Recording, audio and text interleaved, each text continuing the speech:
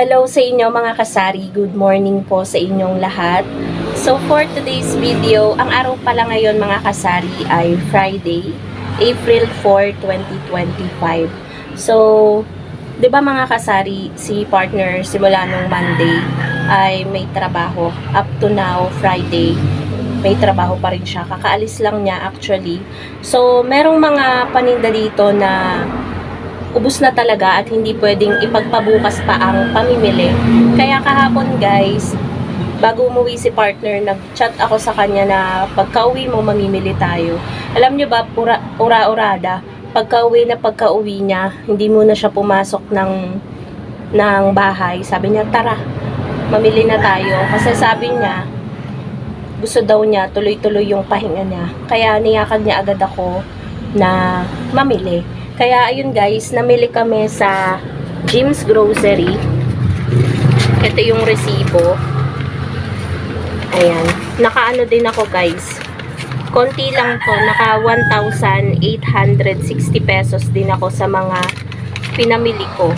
At halos dito guys ay kape at delata. Kasi guys kahapon, namili sa akin si mother ng mga paninda niyang kape. Kaya halos naubos yung paninda ko ditong kape.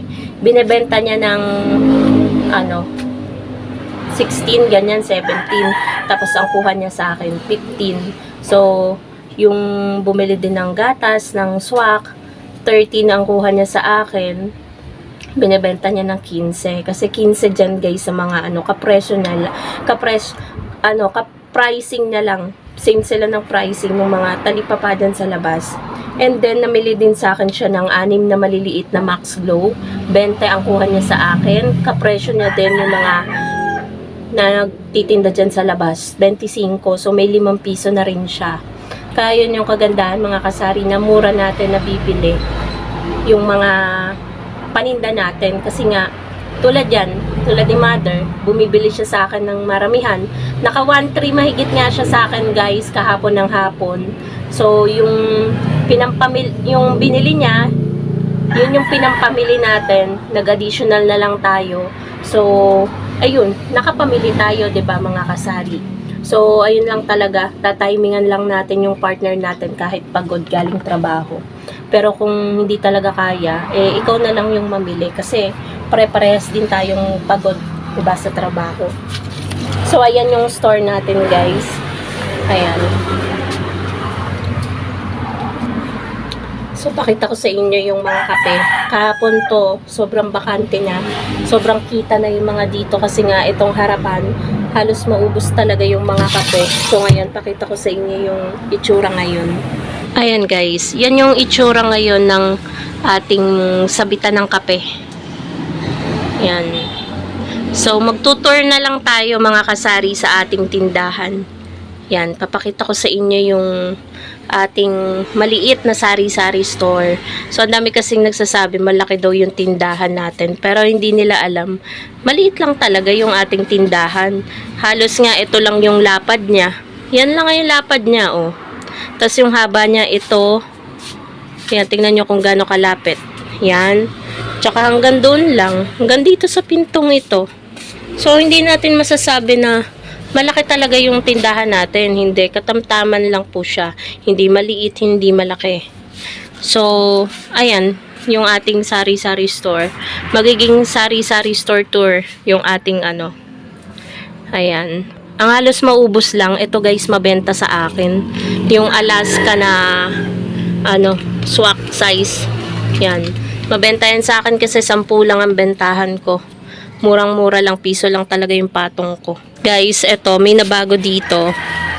Dati kasi itong may patungan dito ng sibuyas at bawang, tinanggal ko para magmukhang maaliwalas tingnan. And effective naman siya, oh. Kasi dito ko na siya nilagay. Kasi feeling ko minsan, pag hindi ako nakatingin, may dumadampot ng sibuyas at bawang. Kaya dyan ko na lang inilagay. Sila na lang magtatanong kung meron ba akong tindang sibuyas at bawang. So, ayan yung maliit natin na table. Minsan dito ako guys nagbablog. Ayan. Dahil wala akong mabili kahapon na beef fresh. Wala sa Jim's. Ayan. Bakante yung ng beef fresh natin. So, ayan guys, yung isang glass shelves natin. Yan. May dalawang biskwit dito, pero hindi naman siya nahawa ng mga nandito na mga non-food items. Kasi yan lang naman, oh. May mga division din naman yan. Tapos, ito yung mga sigarilyo natin. Yan. Ito guys, hindi marbles yung laman nito. Yung Chester na may pinipindot. Kasi wala akong lalagyanan. Yan na lang. Nagtry lang ako ng 3 kaha kasi may naghahanap sa akin na isang customer. So, ayan yung mga ano natin, lagayan ng mga sigarilyo, yung mga nabuksan na. Tapos, ito pa yung ano natin. Yan, may nagtatanong nito kung saan ko daw nabili. Ito po ay sponsor ng Camel, ng JTI. Meron nga to guys, meron siyang slide na ganyan, parang ganito. Yan. Kaso, ang hassle guys, sumasabit-sabit. Kaya, tinanggal ko na lang. So, ayan. Tapos, ito may isa pa tayo dito na glass shelves. Yan. Lagay ng mga biskwit. Yan siya. Alam nyo ba ito? Katas to ng utang to guys. Hulug-hulugan. Pero tinapos din natin ng mabilis. Yan. Dati yan, pangarap ko lang yan magkaganyan. Kasi dati yung mga biskwit natin sa mga garapon lang nakalagay. Tapos ayan yung tissue and then diaper. One size lang ng diaper kasi hindi mabenta dito ang diaper. Tsaka mga face mask. Ayan, may pambata, may pang adult. Tapos ayan yung mga biskwit pa natin sa taas. Yan. Tapos ito yung mga alak natin. Yan yung alak natin. Ito, helmet ni na mother. Nanakawang kasi kami guys ng helmet. Kaya ngayon, nanghihiram. Alam niyo ba yun nakasabit sa may, nakasipit upuan ng motor. Tapos, ginunting. Pagbalik namin, wala na si helmet. Buti yung helmet kong bago na Ibo, guys, is bit-bit ko paloob ng Walter Mart. Kaya yun, yung isa ang nadali. Yun yung isa ang nanakaw. So, ayan. Ayan, may mga nagtatanong pala. Ayan yung mga shampoo natin. Mga conditioner na sa likod. Tsaka toothpaste. Tsaka yung iba pang mga powder. Yan. Para hindi lang magmukhang bakante kahit may powder na dito sa baba. Yan yung ating sabunan section. Meron pa pala akong nakalimutan bilhin kagabi. Or kahapon pag uwi ni partner nung namili kami. Safeguard na puti. Yan o. Tsaka pink. Ubus na pala. So, may nagtatanong pala sa akin guys kung saan ko daw nabili itong aking sabitan. Yan, yung mga sabitan natin ng mga kape. Yung tubo, di ko alam kung anong tawag dito eh. Basta ang sinabi ko lang nung binili ko to sa hardware is yung para sa kortina ba, yung pinakamaliit na size. Ewan ko kung pinakamaliit na size to guys.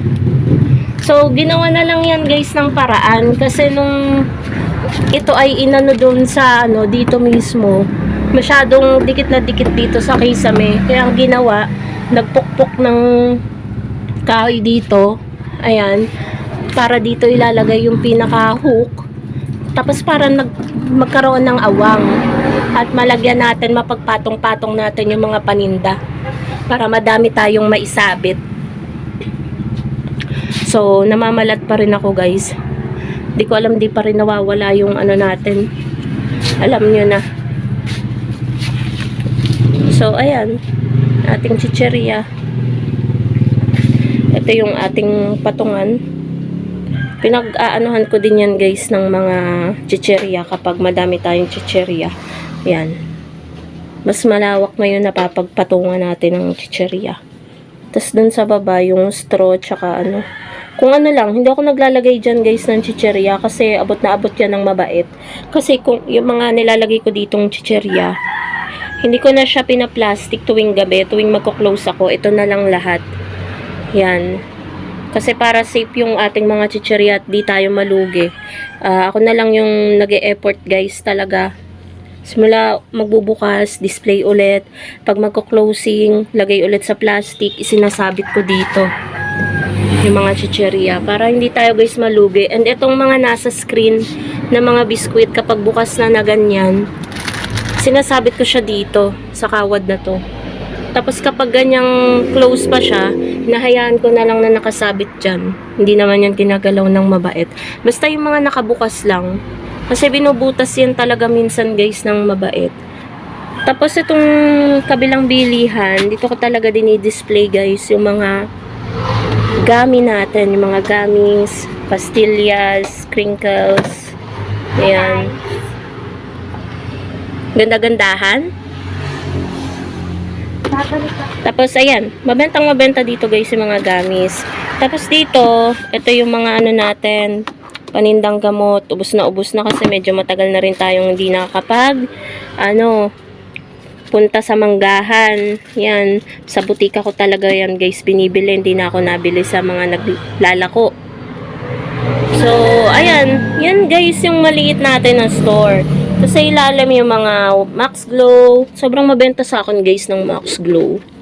Isang box yan na maliliit.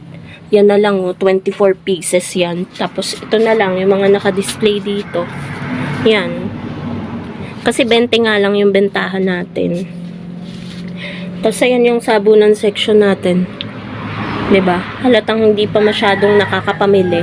Yung mga binili ko lang talaga guys is yung mga hindi ko na kaya talagang tiisin na wala sa tindahan kasi alam ko sa maghapon may maghahanap sa akin. Kaya talagang pinilit ko si partner na mamili tayo pagka uwi mo.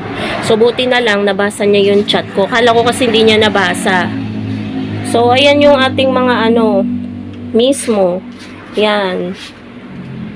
Tapos ito yung ating pangmalakasang ref. Yan. Madami tayong yelo ngayon. Wala pang bumibili. Yan ang yelo natin, oh. Merong siyam dito, may 8 dito. So, meron tayong siyam, tsaka 8, 17. So, sa 17 na iyon, tapos may 2 balde pa ako na ginawa kanina bago ako magbukas ng tindahan. 17 times 5. Meron tayong 85 pesos kapag naubos natin. Alam nyo ba, yan hanggang umaga lang. Hindi yan naabutin ng tanghali. Tapos ito yung ating laman ng ating rep. Mga soft drinks, mineral water, Yakult, 1.5, Cobra Sting, Mountain Dew, mga mineral. Ayan.